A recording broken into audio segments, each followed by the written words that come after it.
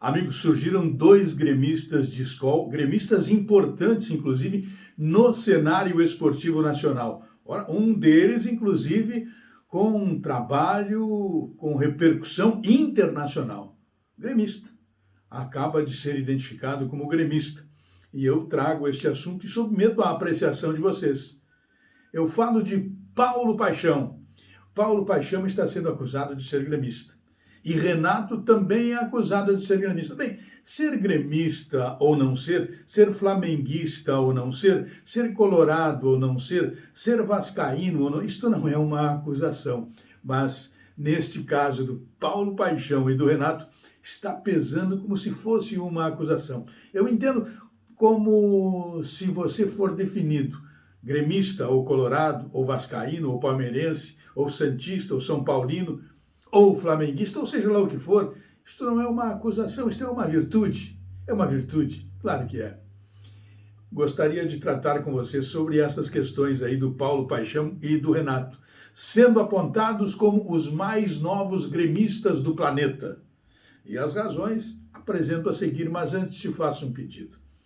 Deixa o joinha aí, dá o joinha, o like, ativa o sininho, vem para cá, participa do nosso canal. Isto traz a tua opinião, é muito importante a tua opinião. Vamos conversar sobre futebol. Este é o canal Darcy Filho Sem Off. Bem, o Paulo Paixão, há 2 ou 3 dias, ele foi acusado de gremista, após ter vazado um áudio. Você sabe a história do áudio que vazou, aquela coisa toda. Como se ele, Paulo Paixão, tivesse passado para alguém e autorizado a este alguém que fizesse o vazamento do áudio. Ou então, olha, foi um traíra que fez isso na linguagem do futebol. Foi um amigo da onça. Em nenhum dos casos, eu acredito, o Paulo Paixão conversou com algum amigo e falou para o amigo e tinha confiança para isso. E ocorreu um acidente e vazou o áudio. É o que eu penso.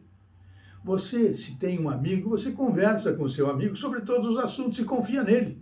Agora, é evidente que um acidente de percurso pode ocorrer e é o que eu imagino que tenha acontecido. Mas há quem entenda, não, ele fez isso porque é gremista. Uma acusação terrível. A intenção é de desmobilizar, é de desfazer do Internacional, é de promover a queda de rendimento do Internacional e que o Internacional não chegue à Libertadores. Esta é a ideia. Claro, esta é a ideia mais fácil. Ir lá e fazer um levantamento e buscar solução para este ou aquele problema, isso importa pouco.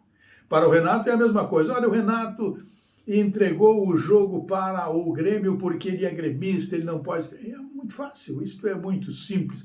Mas com que base você faz? Ele não vibrou na hora dos gols do Flamengo. Como se fosse somente ele o único que tivesse passado por um clube, depois se transferido para outro, especialmente com a relação que tem com o Grêmio, e não vibrasse, quando o seu clube faz um gol contra aquele outro que você trabalhou muito tempo, dedicou muito tempo da sua vida e carrega um pouco de respeito por aquilo. Não é nem amor, nem torcida, é respeito pelo local onde você trabalhou. Então é o seguinte, a grande acusação é esta. Paulo Paixão é gremista, ele quer desestabilizar o Internacional. No Internacional tudo está às mil maravilhas, não há desacerto, não há desconfiança, só há dedicação. O Paulo Paixão quer criar esta cisânia no Internacional, quer destruir o Internacional. Ele, Paulo Paixão, que ao final do seu vídeo de despedida do Internacional, disse somente o seguinte: o Internacional é um clube que eu respeito muito, porque ele é campeão do mundo.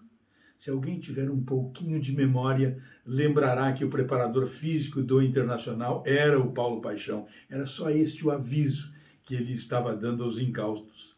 O mesmo vale para o Renato. O Renato, todo o trabalho que fez no Grêmio, todo o trabalho que já fez no Flamengo, que já jogou, que já disse que torce pelo Flamengo, não pode ser desfeito em um simples momento, porque de repente a sua grande esperança de ver um inimigo completamente destruído permitir que você faça acusações a dois profissionais do gabarito e do nível de Paulo Paixão e do Renato Gaúcho. Um abraço.